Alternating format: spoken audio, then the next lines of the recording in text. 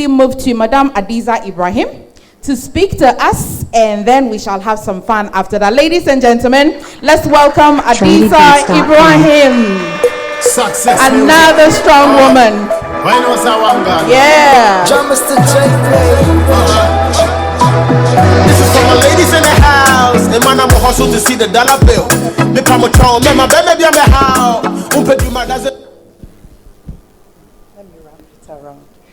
The speaker before me kept emphasizing on family and marriage. So this is my husband. So let me put it properly before they capture me and I receive some bashing online. Thank you very much for having me. I was just looking around to see the number of teens and adolescents we have in this building. Good evening to everybody, or afternoon. I don't know how it looks out there. And I'm here today mainly because of resilience. If not for resilience, Debbie knows I wouldn't be here. I've put a lot on the line to be here for her. It's because of resilience. And I'm proud to be here. This is the second time we are here. First, it was impactful, and I believe this is also going as we planned. So, alhamdulillah. But I cannot see much of the people I identify with. Forgive me, I'm not biased. If you are here, please raise your hands. Please. We are just a few. And anytime there's a gathering like this, where I have the privilege to address people, much as I am excited, there's something that always tells me that we have a long way to go. Yes, it hurts, but it also encourages me, because the dream is that anytime there are important discussions like this that has to do with women, that has to do with the teen girl, that has to do with adolescent, my gender, I expect to see that half of the room is filled up with the women or the girls from my community.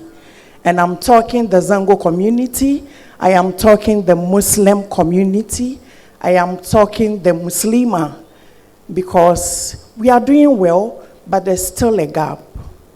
And that is why I, Adiza Ibrahim, popularly known as Kuburah Diamonds, took it upon myself to give back to society in a way that in future, if I'm seated here as a guest speaker, I will not be alone.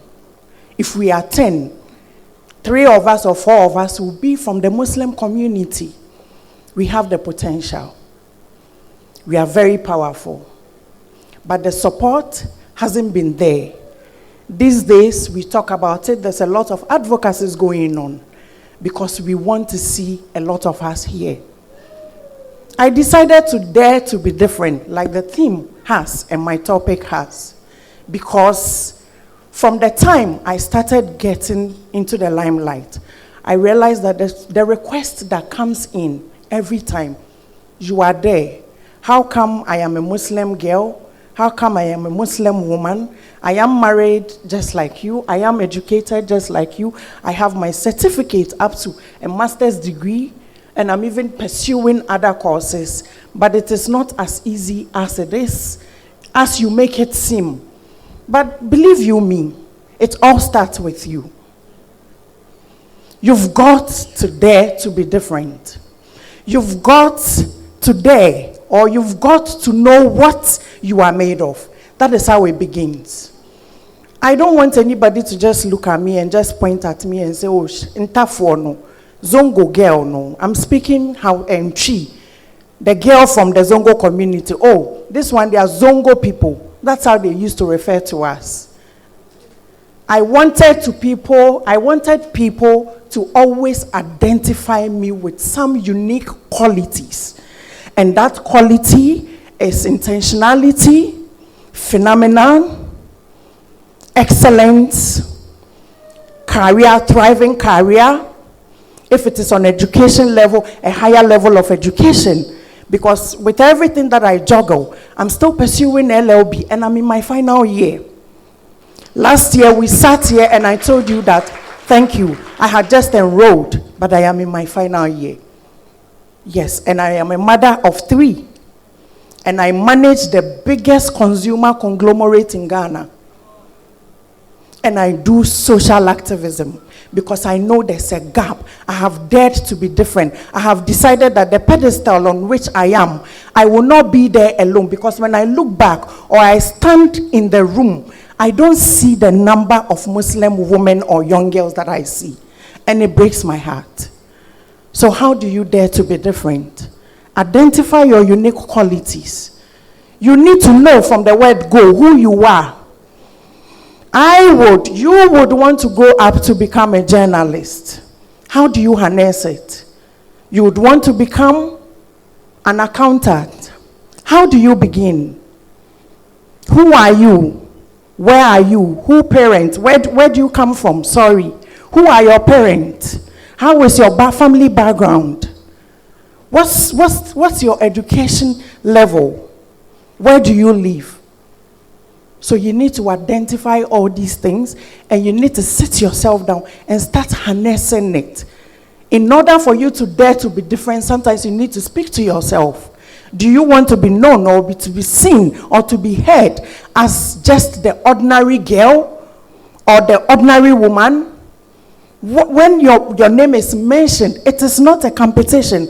I wouldn't want to say this to put pressure on you at your level, especially the SHS young girls I'm seeing here. I wouldn't want to put pressure on you, because the world is a big stage and it is ready for anybody to showcase what they are made of at the time that they are comfortable. At the time that they are comfortable, and at the time that they think they are okay too. So it is not a competition. But you wouldn't love to be referred to as just that girl, that woman. What's the value? What are the values you possess? What are the unique characteristics you possess? How do people know you? And it can only begin with you. You need to identify that. Even if people identify it for you, and you are not able to demonstrate it, and you don't have the qualities because you haven't put in practice, you will fail. That's the truth. Sometimes we raise a lot of people to a certain standard, and when it's time for them to showcase what they are made of, you see them and you are like, so you need to identify who you are made of in order for you to dare to be different. And once you identify it, you showcase it to the world. Today, if my name is mentioned, they won't even mention the first name, the one my mom and my dad gave me. They will refer to me as Kuburah Diamonds. And I always say this is a brand name. It is a brand I have built with truth, with intentionality, with purposefulness, with discernment, with dignity, with hard work, with passion. There's a woman in this room, she was just warning me on WhatsApp. She said, you work too much. It's okay, after this, go home. Whitney Boachi, she was just warning me on WhatsApp. But this is worthy. A young girl here is looking forward to meet me. So even though I am not in the best of capabilities, I'm not well, I decided I have to come. Because Debbie mentioned that a lot of people also send in requests mentioning that they want to meet me. So I'm home, I'm not well, but I decided let me come. Because it is not easy. It is not easy when you are young and at that tender age, if you don't have people to guide you, you'll be misled. In the age of digital media, in the age of TikTok, in the age of Instagram, Snapchat, you will be misled. It's usually not deep as what you see. Trust me. So in choosing your mentors, you also need to be very careful. A lot of people say and act what they are, they supposedly should be, but in reality, they are not like that. When we were growing up, it was just a few people who watch on television and will be inspired or motivated. There wouldn't be a gathering of women here. Time is very precious and it is monetary. There wouldn't be a gathering of women here to mentor who? No. Most of our mothers are still stuck stuck where they are. Most of our elder sisters are still stuck where they are. Our aunties, our grandmothers are still stuck where they are because there were no opportunities and platforms like this. So when you have us to yourselves in a full day and we are all coming to stand by the podium with diverse knowledge, experiences, our stories, please pick something from it. Nobody would want to be associated with you when you grow up and there's no substance on you, especially if you're a woman. And if you're a woman and you even have the substance, you need to be very resilient. I work with males and I'm tough. I don't allow them. I've not been well for days. Yesterday they saw me and they're like, pressure woman, and today you are telling us you don't want pressure. You get pressure. And I said, I beg you. Nobody, I'm speaking to the ones in uniform, especially the women. One born ohumoding as oba na se winia eding. And if you don't have a footprint from now, a positive footprint from now, when you get there, you cannot change it. The world is running at a faster pace. There are a lot of competitions. What you possess, somebody possesses even more than that. So what sets you apart? What makes you unique? What makes you different? What do you bring to the table? We are always pushing for women to be given the platform, to be given the table, to be given the opportunities. I tell you, if you are given the opportunity, they would be expecting that you prove yourself beyond what they have written down for you. There's no reward in living a wayward life. You've got to dare to be different, to come up with something that will shape the thought of others behind you. You've got to be different, to come up with a substance. You've got to be different, to touch lives. You've got to be different, to be somebody who is worthy of being honored, awarded, or given a big platform like this. So that when you stand to speak, there are references. People can just reference. You can look for my name, Adiza Ibrahim or Kuburah Diamonds, and you will see that I don't only do public speaking, I do a lot of things.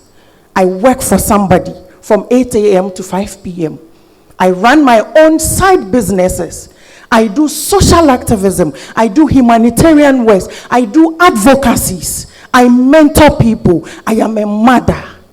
And I am a phenomenal woman.